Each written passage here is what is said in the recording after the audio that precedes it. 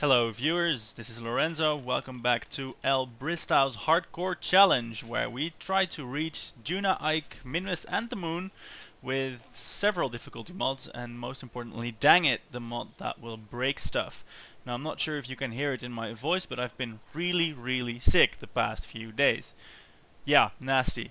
So any horrible mistakes and inaccuracies that happen on this show, I wash my hand of them. It is the fever speaking. But today I'm feeling a little bit better and I can do some missions.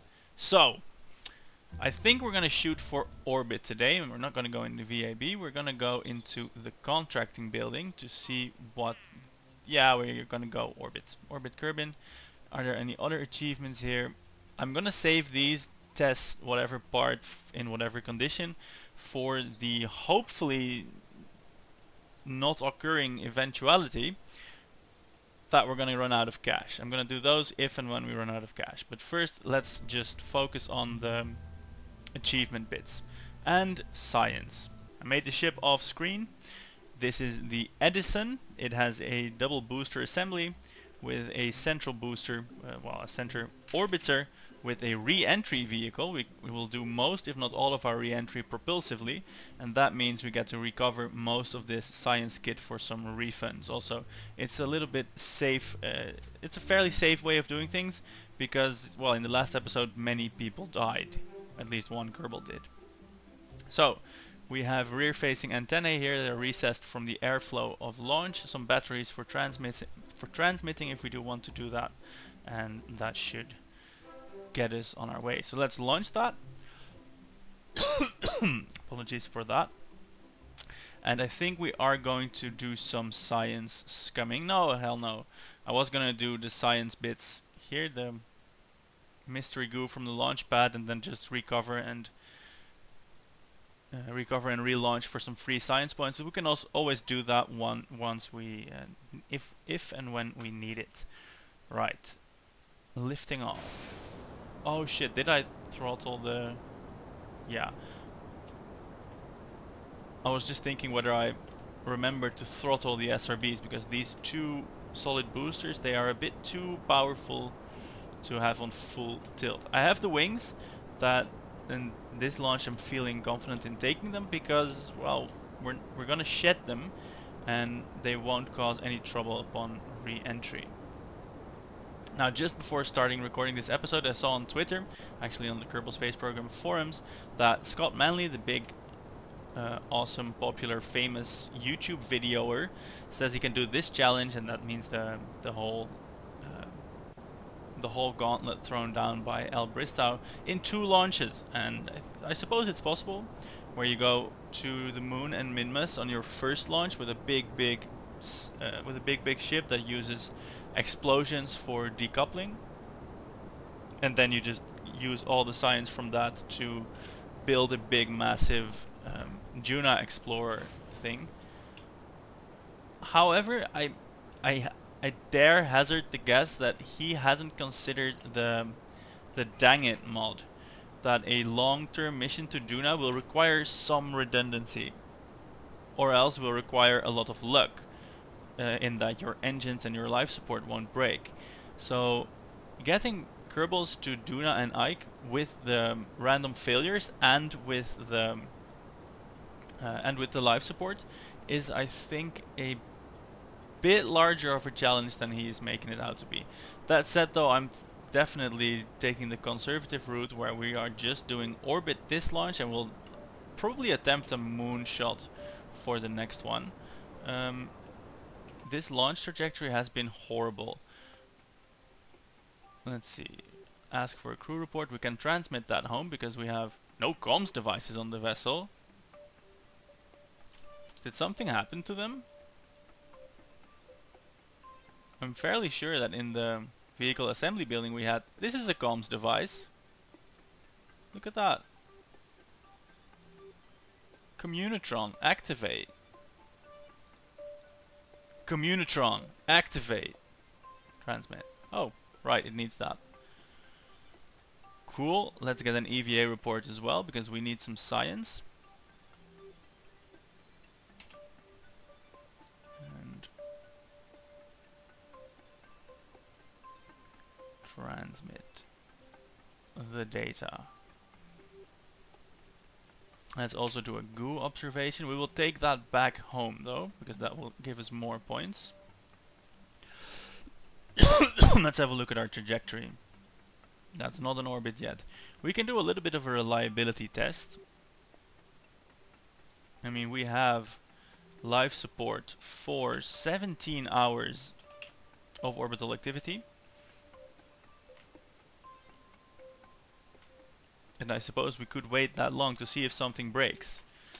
That would surely be exciting. Yeah, we're gonna do that.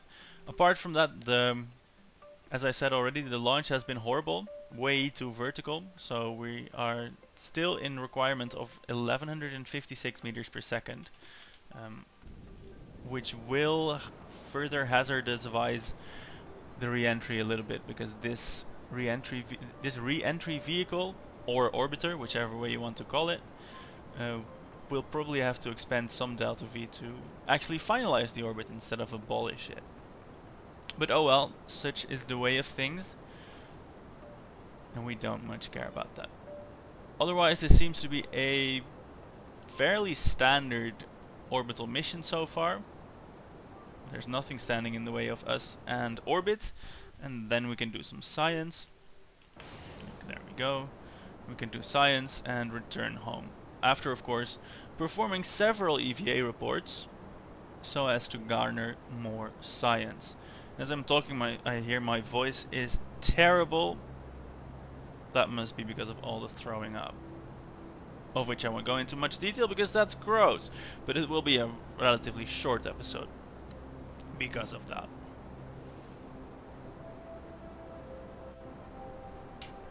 So let's accelerate time. No, I think that means we're in orbit. That's always handy, the camera telling you that.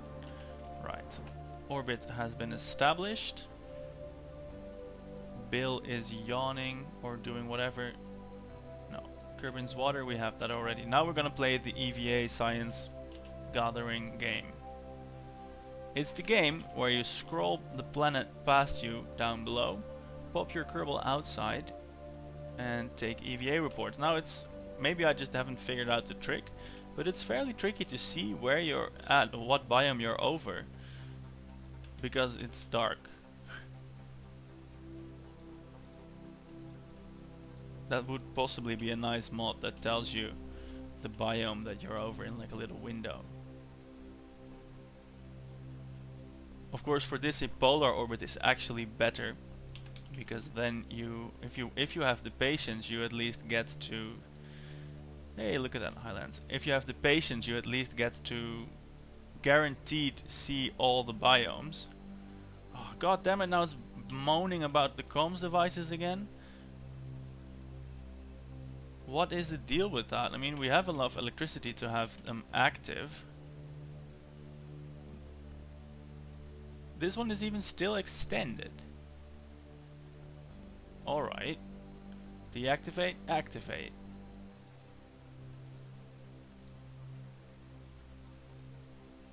Okay, so it's just being a bitch. That's fine. EVA report. Grasslands. Keep that as well. At least we're getting several. We can just store them in the pod and recover them that way. But still, it's being a bitch. Let's see. Water, water, water. We could try for shores. It's a little bit finicky, but let's have a go at that. Also, we're not going to do the endurance test. Scratch that. Because we aren't allowed a fast enough time warp. We could try for deserts or mountains here. And one thing we do need to take care of is our landing site, which needs to be somewhat close to the KSC so we get lots of value for our rocket. I've been forgetting this in the saves where money actually matters, is that we need the closer you land to the KSC, the more value you get for your recovered parts.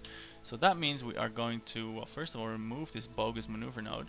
We're going to accelerate time until the KSC is actually in the sunlight, because we want to land in the sun.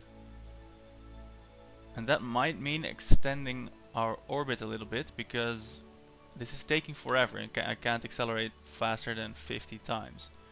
So I can accelerate to 100 times. Yeah, we'll elongate our orbit just a little bit,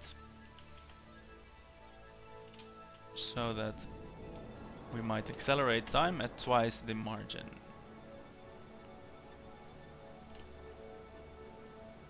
There we go.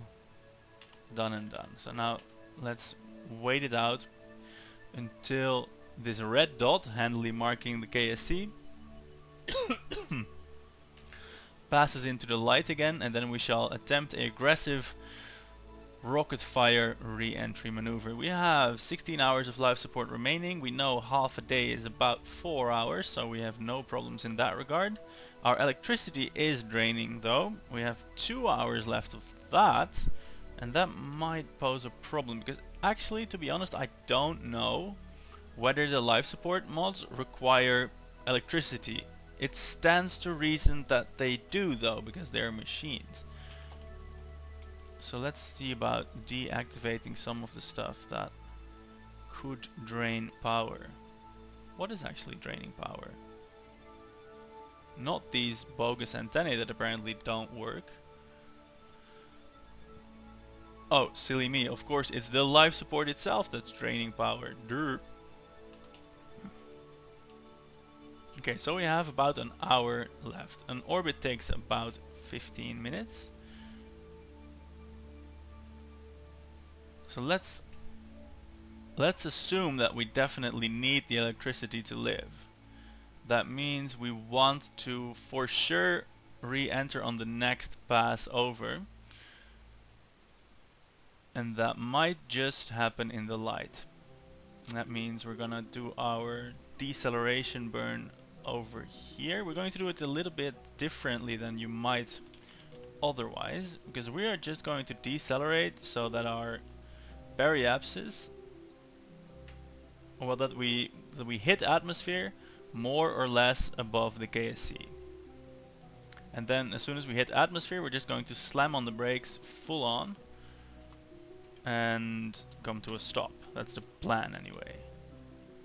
That would be here. The planet will rotate a little bit more, and this is still just nothing more than a big guess. But you know, guessing is the basis of all science, as said by me. And these things don't have an alternator. Oh, one thing I want to do before re-entering is to check out the parachute, see if that, and of course possibly the engine as well. Let's go on an EVA and check out our equipment. Inspect. Good as new. Kerbal orbit has been completed, that's also good. Now the chances of anything being wrong with this vehicle right now is very slim, because it's been a short mission. But I think it's not a bad idea to make this a habit, to do a inspection of the parts before doing any critical maneuvers. And everything seems to be fine, as was expected. So, oh shit. Come on, we did establish the re-entry trajectory. You can't muck about forever.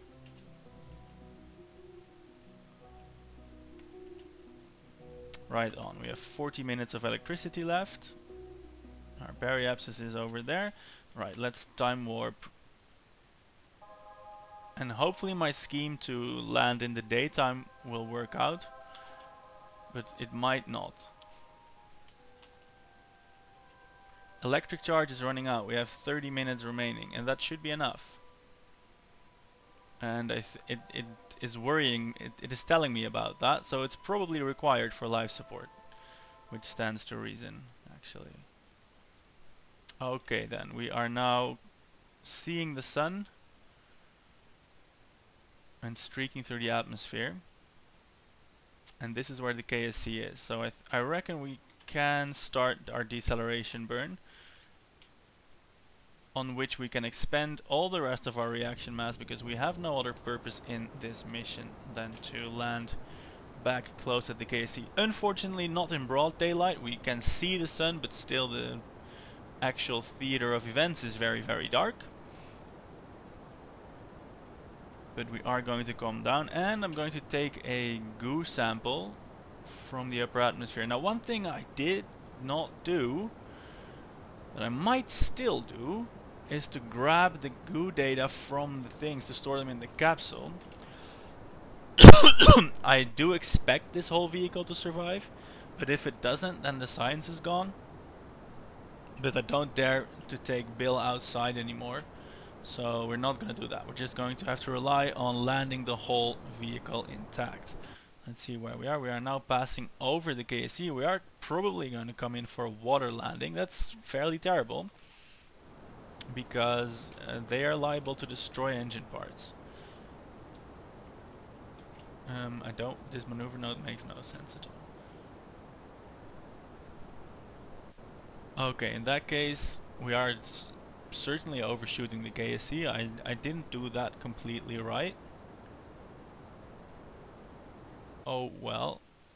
So we might as well go for a splashdown in the middle of the ocean. And that means I'm going to burn the fuel until most of it is gone.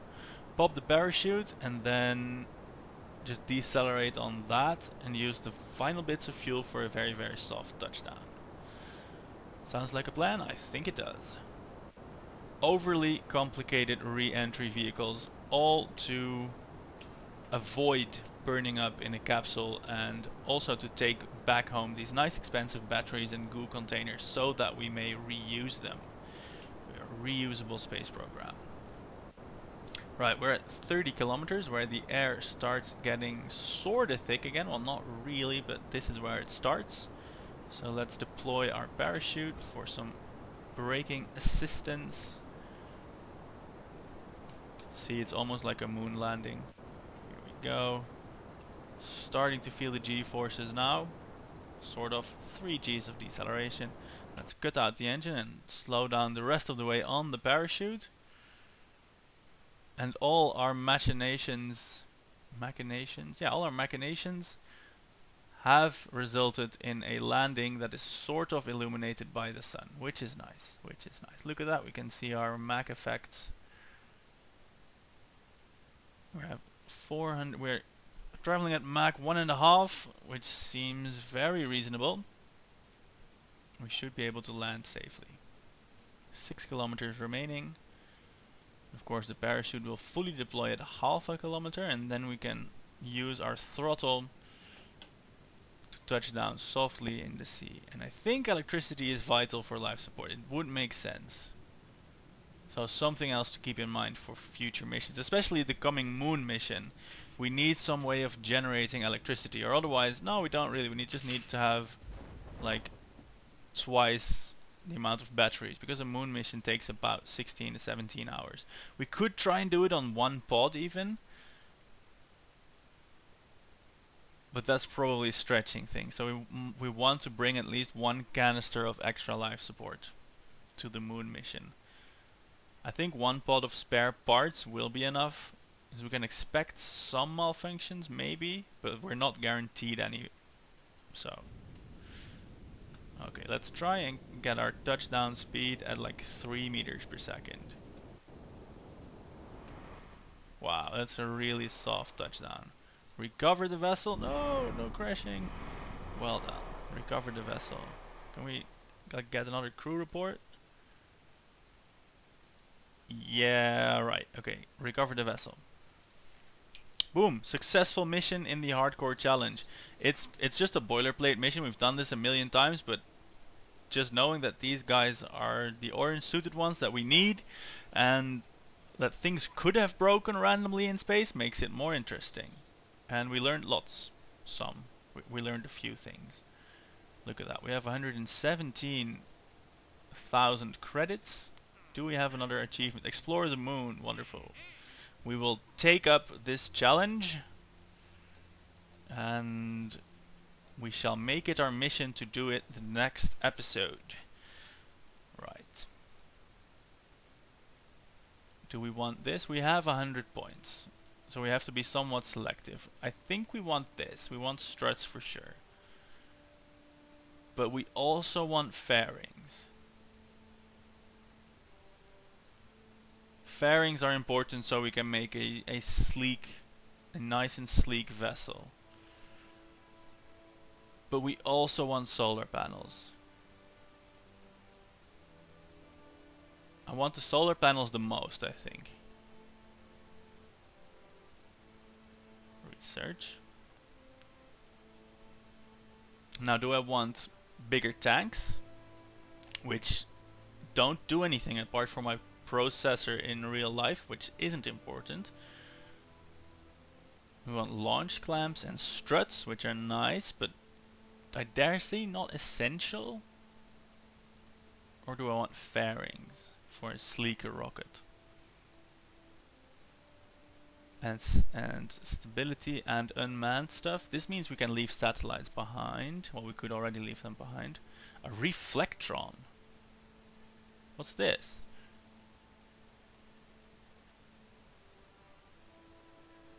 Nice. Reliability info. This part has been built to last.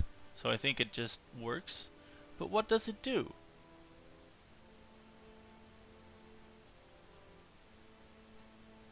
That means we want this, because is this like a relay station for the remote tech mod? I think it is. So yeah, we're gonna take this and put some antennae on the moon. Yeah, that's our mission. Omni range is just 500 kilometers. Oh, that's not a lot. I don't get it. We'll have to play around with it. Boom. Research that. Alright, that's that for this mediocre episode. Still sicker than I imagined because I can't talk and I'm not feeling very imaginative. Maybe I shouldn't have recorded it, but I did. I will focus on getting well and making a spectacular moon mission for you guys in episode 3. Thanks for watching. I'll see you next time.